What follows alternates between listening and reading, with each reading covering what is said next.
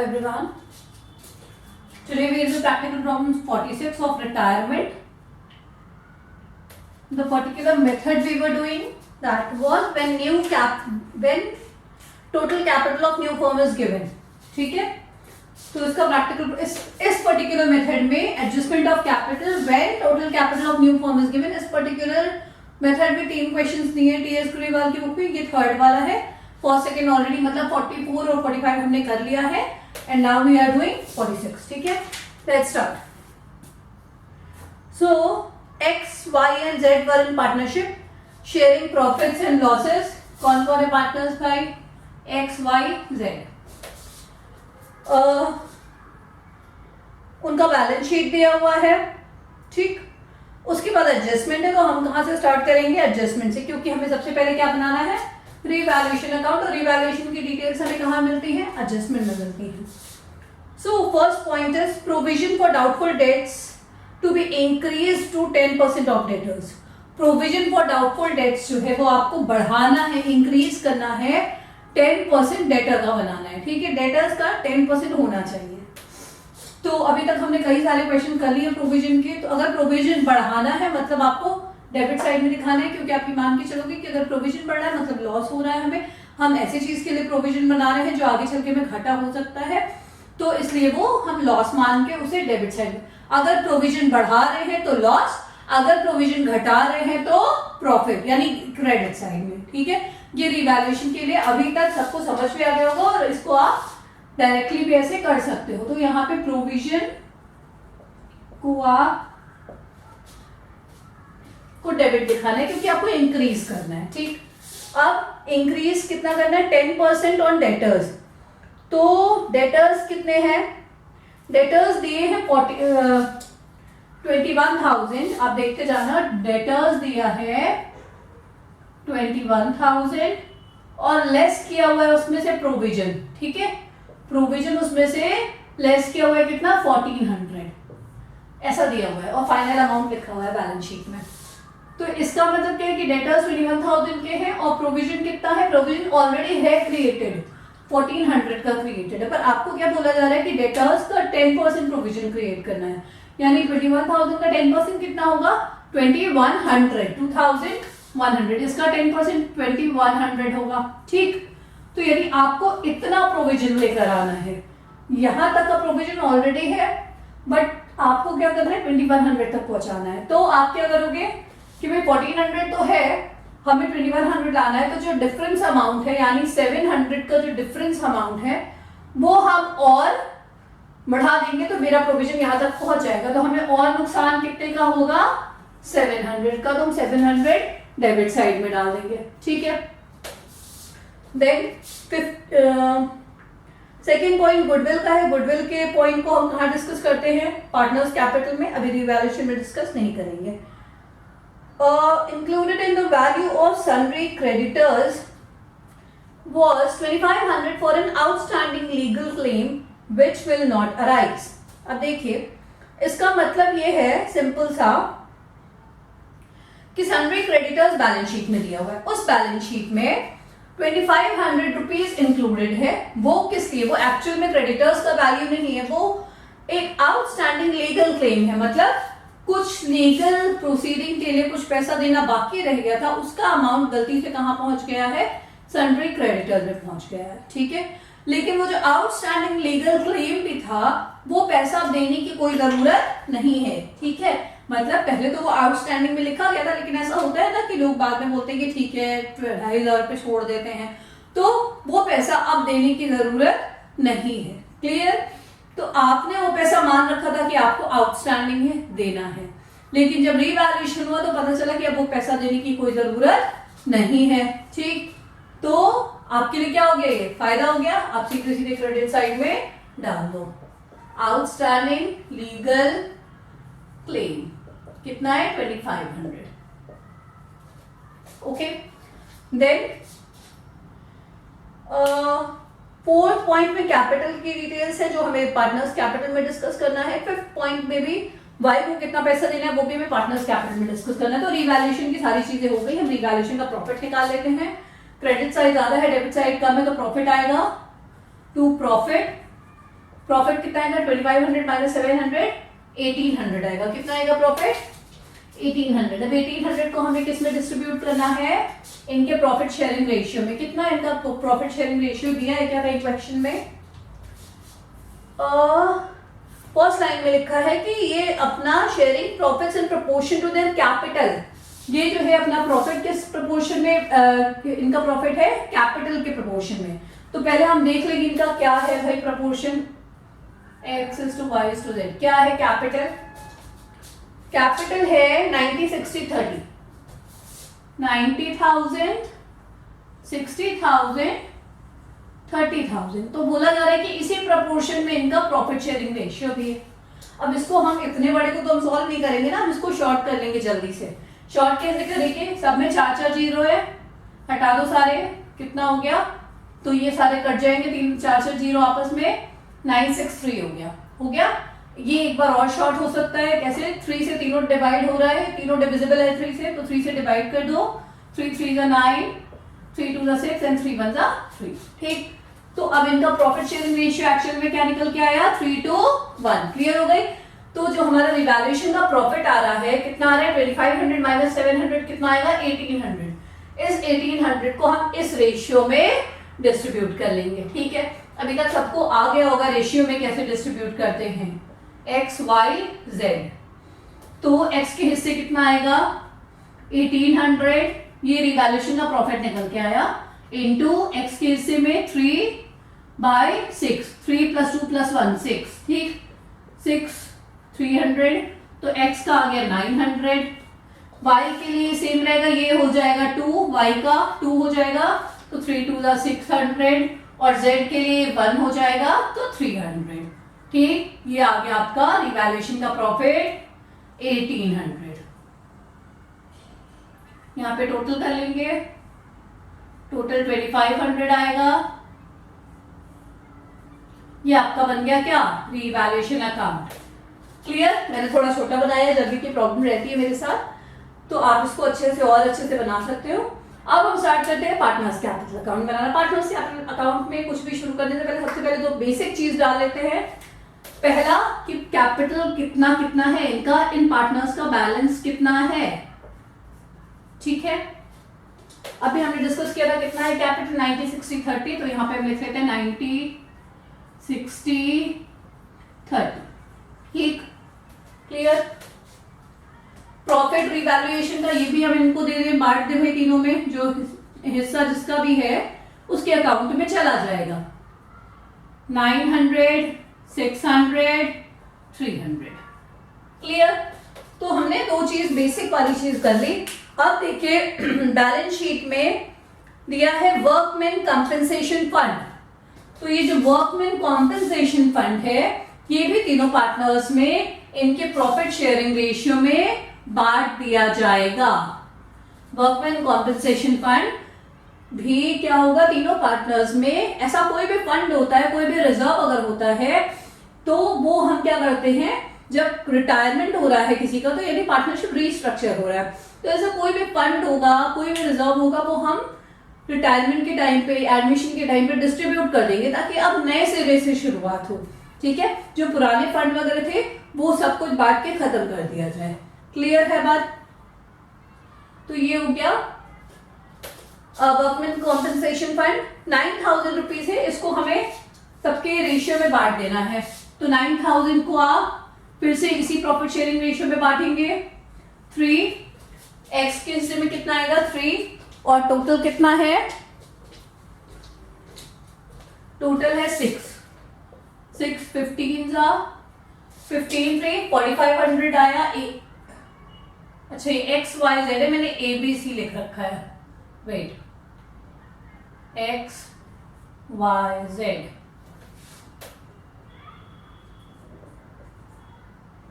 ठीक है, तो x के हिस्से में आया 4500, फिर ये y का कितना हो जाएगा 2 हो जाएगा, तो 15 2 30 3000, 15 1 1500। अभी तक प्रॉफिट शेयरिंग रेशियो निकालना तो आ गया होगा, तो नहीं आया है तो स्टार्टिंग के बहुत सारे वीडियोस में करवाए हैं, आप उनको देखो, उनसे समझ में आ जाएगा। ठीक है, इसके बाद वर्कमैन कॉम्पनसेशन फंड के बाद जनरल रिजर्व थी है। तो जनरल रिजर्व भी बढ़ जाता है। मैंने बोला सारे रिजर्व और सारे fund other than provident fund, provident fund का एक फिक्स ड्यूरेशन होता है, उसके पहले आप इसको नहीं बांट सकते। तो अदर देन दैट आप बाकी चीजें बांट देते हो। जनरल रिजर्व ये कितना है 6000। अब 6000 को भी आप इसी रेशियो में डिवाइड कर लो तो कितना आएगा 6000 को 3 to 1, ठीक है, इसी रेशियो में डिवाइड करना है आपको। 3 to 1 आप कर लोगे तो ये आ जाएगा। ठीक है, बात समझ आ गई। हमने बेसिक सारी चीजें कर ली। अब हमें थोड़ी सी दूसरी चीजों पे आना है जो है गुडविल, है ना। क्या है गुडविल।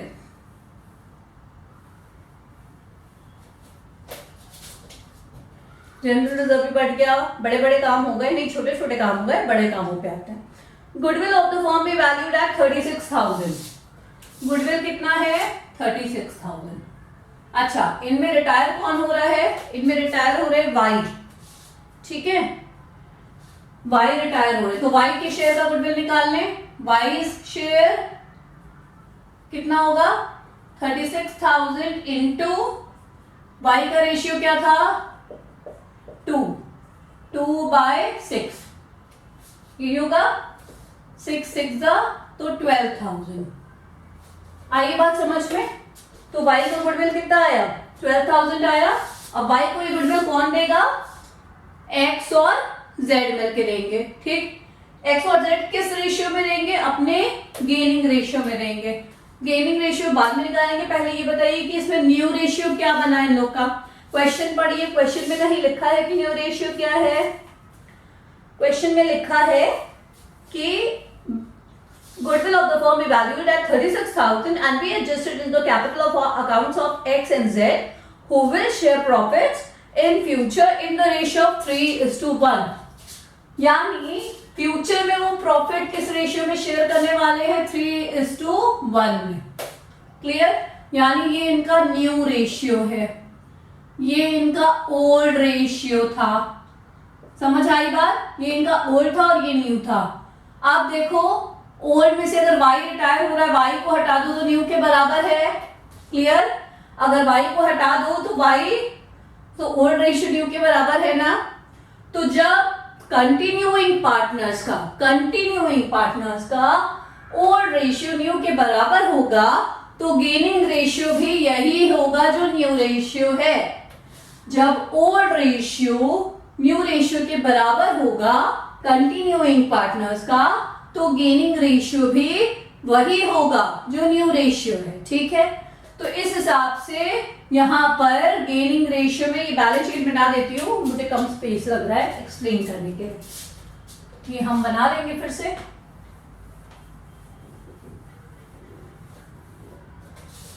हाँ, तो अब इनका गेनिंग रेशियो इस लॉजिक से क्या हो गया, सेम हो जाएगा कि क्या कितना 3:1, यही होगा गेनिंग रेशियो एक्स और जेड का, है ना। वाई तो रिटायर हो रहे, एक्स और जेड का गेनिंग रेशियो 3:1 हो गया। अब एक्स कितना देंगे वाई को, एक्स कितना देंगे 12,000 का अपने गेनिंग रेशियो में देना होता है 3/4, 4 3 तो 3 9,000 एक्स देंगे। ठीक, और जेड कितना देंगे 12,000 इंटू 1 है जेड का पार्ट 1/4, 4 3 यानी 3,000 जेड देंगे। आई बात समझ में। y को गुडविल चाहिए, x कितना दे रहे हैं 9,000 और z कितना दे रहे हैं 3,000, तो y के पास आ जाएगा x के पास से, x के पास से बाय x कैपिटल किसके अकाउंट में आ रहा है y के अकाउंट में कितना 9,000, फिर से y के अकाउंट में आ रहा है और अब किसके अकाउंट से आ रहा है z के अकाउंट से बाय z कैपिटल कितना आ रहा है 3,000। ये हो गया y के अकाउंट में आ गया सब कुछ। आई बात समझ में। अब इधर आते हैं, भाई इनके अकाउंट में आ रहा है तो क्रेडिट कर दिया, x के अकाउंट से जा भी तो रहा है तो x के अकाउंट में डेबिट कर देते हैं। कितना 9,000 x के अकाउंट से जा रहा है तो x की कॉलम में डेबिट कर देते हैं, और किसके पास जा रहा है y के पास, टू वाइज कैपिटल। ठीक है, और अब z के पास से भी तो जा रहा है ना, z ये y के अकाउंट में किसके यहां से आया है z के अकाउंट से आया है, तो z के अकाउंट से जा भी रहा है तो z को डेबिट कर देते हैं। और कितना 3000। सेम कॉलम में क्यों लिख दिया? क्योंकि y के पास ही z के पास से भी जा रहा है। ठीक है, तो यानी दोनों x और z दोनों दे रहे हैं y को, तो दोनों के अकाउंट से डेबिट होगा, और y को मिल रहा है तो y के पास दोनों का क्रेडिट हो जाएगा। ठीक, ये हो गया गुडविल का काम। अब last point, x and z, ये जो d पॉइंट है मैं इसको पढ़ रही हूँ। x and z also decided that the total capital of the firm will be 1,20,000 in their profit sharing ratio। ठीक है, तो अब इन्होंने ये डिसाइड किया कि टोटल कैपिटल जो फर्म का होगा वो कितना होगा। ये वाली बात समझ आ गई? तो मैं इसको मिटा रही हूं। चलिए, x और z, अब y तो चले गए भाई। x और z ने डिसाइड किया कि टोटल कैपिटल कितना होगा, 1,20,000 होगा इनके प्रॉफिट शेयरिंग रेशियो में। और अभी क्या पता चला था कि न्यू रेशियो कितना है, 3:1। ठीक, तो इस रेशियो में ये टोटल कैपिटल रहेगा। तो 1,20,000 इंटू 3/4, टोटल 4 है, 4 3 यानी 90,000। ये किसका कैपिटल होगा, x का।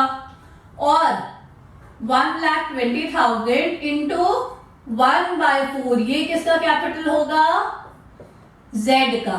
ठीक है, आई बात समझ में? यानी इन लोगों ने ये डिसाइड किया कि हमारा जो कैपिटल रहेगा वो x का 90,000 रहेगा और z का 30,000 रहेगा। तो यानी इन लोगों ने जो क्लोजिंग बैलेंस होता है ये डिसाइड कर लिया कि x का 90,000 होगा और z का 30,000 होगा।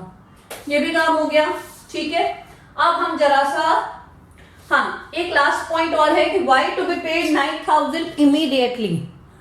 y को 9,000 रुपए इमीडिएटली दे दिए गए। ठीक है भाई, y रिटायर हो रहा है ना, उसको अपना पैसा वैसा सब लेके जाना है ना, तो इमीडिएटली कितने दे दिए गए y को, 9,000 रुपीज। तो y के पास के लिए कैश गया 9,000 रुपीज। आई बात समझ में? ठीक, 9,000 रुपीज इमीडिएटली गए। अब हम आगे देखते हैं, बैलेंस निकालने। बाकी जो अमाउंट बचा y का, and balance to be transfer to his loan account, 9,000 रुपए तुरंत दे दिए गए। ठीक है, और बाकी जो बैलेंस बचा वो उनके लोन अकाउंट में ट्रांसफर होना है। ठीक है, तो हम देख ले कितना बैलेंस आ रहा है y का, जरा टोटल कर लेते हैं हम जल्दी जल्दी। 60,565 प्लस 9 74 77,600। ठीक है, क्रेडिट y का भी कर रहे हैं हम। y का क्रेडिट साइड है 77,600 और y का डेबिट साइड है 9,000।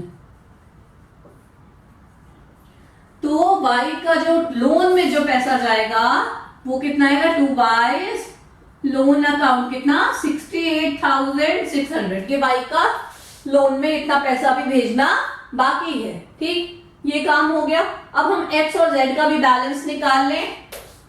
x और z का बैलेंस निकाल लें। हमें यहाँ पे क्लोजिंग बैलेंस तो हमें पता है, लेकिन अब हम जरा, तो डेबिट साइड का टोटल कितना आ रहा है, देखिए y का काम हो गया तो y का टोटल कर देते हैं। y का दोनों तरफ का टोटल हो गया 77,600। ठीक है, 77,600। ये है 99,000 डेबिट का टोटल। अभी हमें देखना है कि ज्यादा किस तरफ का, मैंने लिख दिया है 90,000, 97,500 and plus 900, 98,400। I think I'm right। 98,400 है डेबिट का टोटल। ठीक है, डेबिट का टोटल है 99,000 और क्रेडिट का टोटल है 98,400। ठीक है, डेबिट साइड ज्यादा है ना, डेबिट साइड ज्यादा है, यानी x को क्या करना पड़ेगा, और पैसे लाने पड़ेंगे। कितने लाने पड़ेंगे, 99,000 होना चाहिए, है कितना, 98,400 है। तो 99,000 माइनस 98,400, 600 रुपीज एक्स को कैश लाना पड़ेगा, और मेरे पास जगह नहीं है, मैं जगह बनाती हूं। थोड़ा सा और इसको हम नीचे लेके जाते हैं, बाय कैश। ठीक है, x को कितना लाना पड़ेगा 600, हो गया, x को 600 लाना पड़ेगा, ये टोटल हम यहाँ कर लेते हैं, कितना टोटल आया था y का 77,600। तो x को कितना पैसा लाना पड़ेगा 600, क्यों, क्योंकि डेबिट साइड का टोटल क्रेडिट साइड से ज्यादा है, ठीक है, तो अब आपको और पैसे लाके बराबर करना होगा, बैलेंस होना चाहिए, ठीक। और दूसरी बात, अब z का चेक कर लेते हैं, तो इनका आ गया टोटल 99,000। अब z को चेक कर लेते हैं कि कौन सा साइड ज्यादा है, इधर आ रहा है 33,000 और इधर आ रहा है 30,000, 31, 32, 32,800। तो इनका भी डेबिट साइड ज्यादा है और क्रेडिट साइड कम है, तो z को भी पैसे लाने पड़ेंगे, कितने पैसे लाने पड़ेंगे, इधर का टोटल 33,000 है और इधर का 32,800 है, 200 रुपए कम है, तो 200 रुपए और लाने पड़ेंगे z को, ठीक, बाय कैश 200 रुपए और लेकर आएंगे। अब टोटल हो गया 33,000। आ गई बात समझ में, ये बन गया आपका पार्टनर्स कैपिटल अकाउंट। अगर कुछ समझ ना आए तो बेशक पूछिएगा, कमेंट सेक्शन में पूछ लीजिएगा, कोई कंफ्यूजन हो तो, ठीक है। अब हम बनाएंगे क्या, so let's start with the balance sheet of this particular question. हमने रीवैल्यूएशन बना लिया, पार्टनर्स कैपिटल बना लिया, चलिए आ जाते हैं बैलेंस शीट पे। पहले लायबिलिटी साइड में देख लेते हैं, कैपिटल क्या क्या है, कैपिटल x का 90,000, z का 30,000, तो कितना हो गया 1,20,000, और y का लोन, ये भी लायबिलिटी होगी ना, लोन लायबिलिटी होती है, कितना है 68,600। अब इसके बाद बुक की तरफ जाएंगे और देखेंगे क्या क्या बच रहा है। सन्ड्री क्रेडिटर्स, सन्ड्री क्रेडिटर्स कितना है 16,600।